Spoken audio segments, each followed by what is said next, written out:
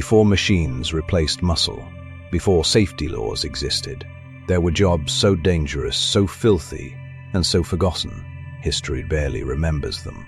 They worked in darkness and disease, in sewers, marshes, plague wards, battle decks, and lonely roads, stretching for hundreds of miles.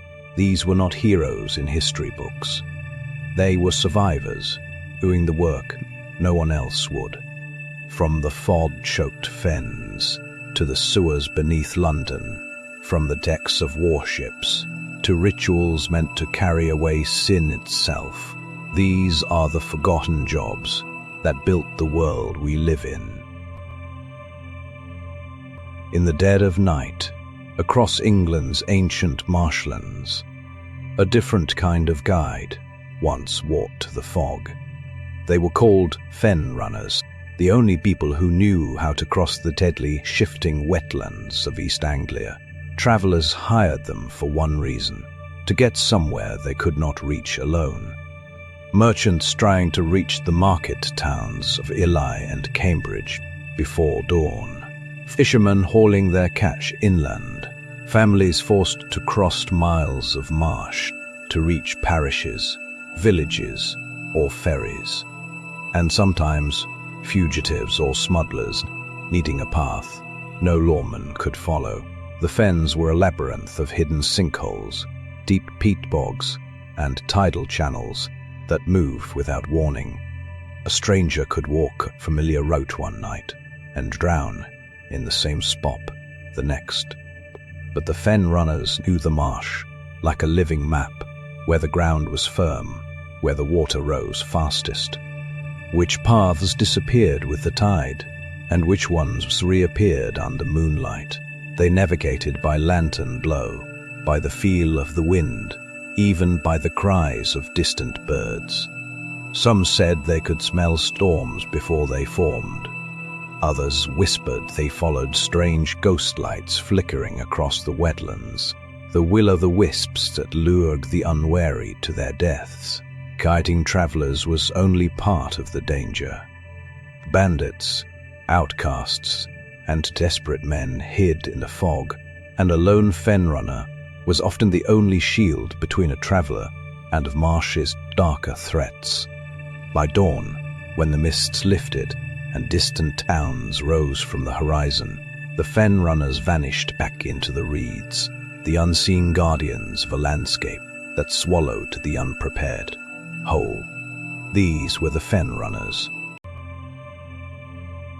Did you know there was once a job so filthy, so dangerous, that even Victorian London tried to pretend it did not exist? They were called Toshers, men who spent their nights wading chest-deep through the city's sewers, searching for treasure. Armed with nothing but a lantern, a long pole, and nerves of iron, Toshers slipped into the maze of tunnels beneath London. Down there, the air was toxic. One wrong step, and you disappeared into a hidden drop shaft, and rising methane gas, it could ignite from a single spark, turning the tunnels into a firestorm, but the reward was worth the risk.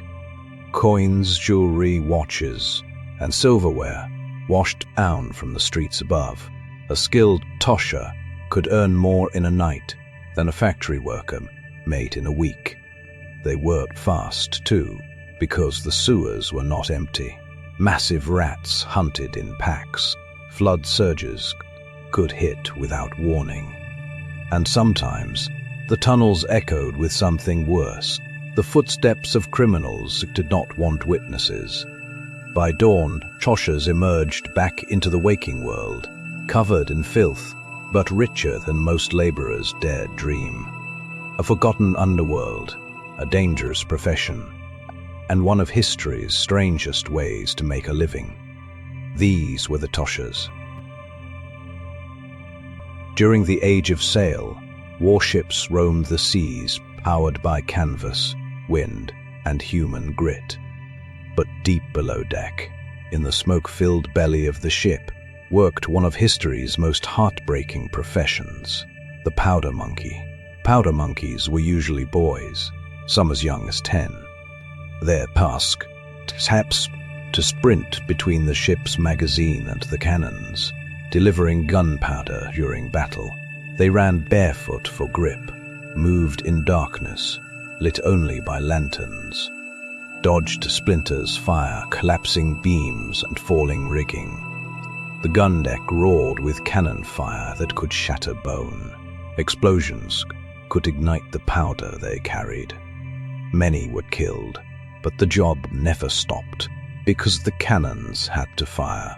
Despite their youth, powder monkeys played a critical role in naval victories from the 1600s through the mid-1800s, when steam and mechanical loading replaced manual gun crews.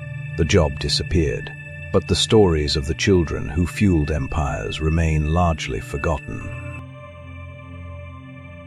Throughout history, few jobs blended religion, fear, and desperation, quite like the role of the sin eater, a person hired to absorb the sins of the dead. In rural Britain and parts of Wales from the 1600s to the 1800s, death was accompanied by ritual. The living feared for the souls of their loved ones. Priests were not always available, and so a strange profession emerged, hidden in the shadows.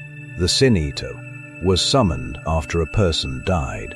He arrived quietly, usually at night, often unwelcome. A piece of bread was placed on the chest of the deceased, a mug of ale beside the bed. Both were believed to absorb the person's sins, everything they had done wrong in life. The sin-eater consumed the bread, drank the ale, and symbolically took the dead person's sins into himself.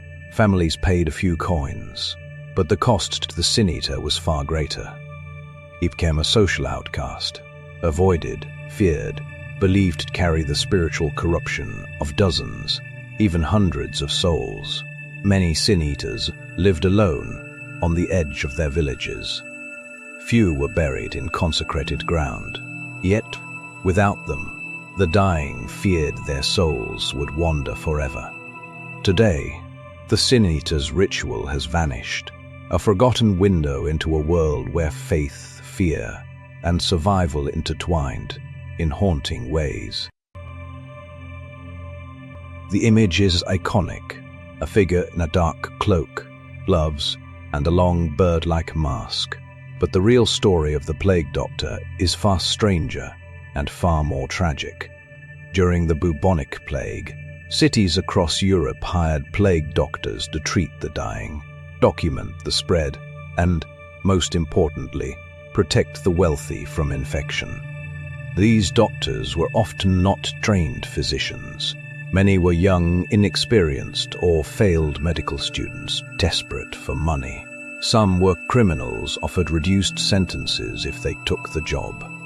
Their uniform was an early attempt at personal protection, a waxed leather coat, a stick to examine patients at a distance, and the famous beet mask packed with herbs, roses, mint, or vinegar-soaked sponges.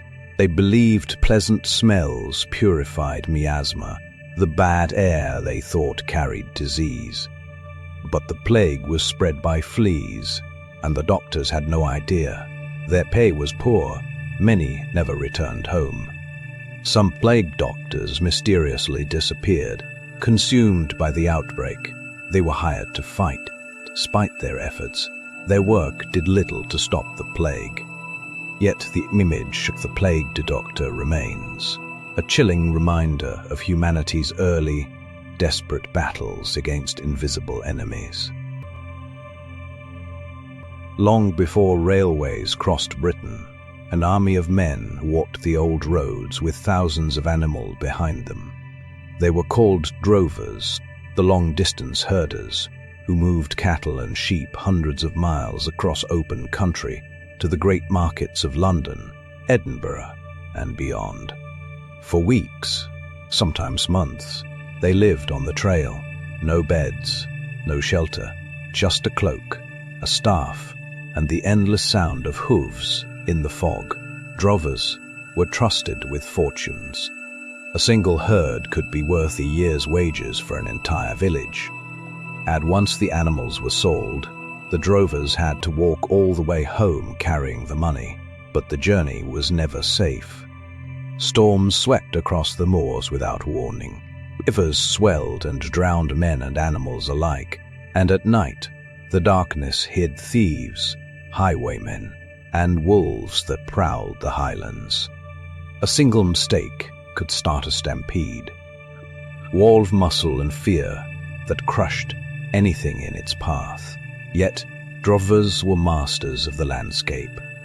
They knew the ancient green roads, the hidden watering spots, the sheltered valleys where herds could rest.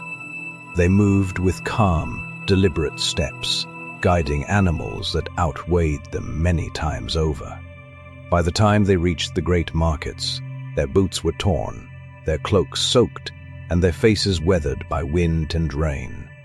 But they had delivered the herd, and with it, the livelihoods of countless families. When their work was done, they turned homeward, a long, lonely walk across the wild country they knew better than anyone. These were the drovers,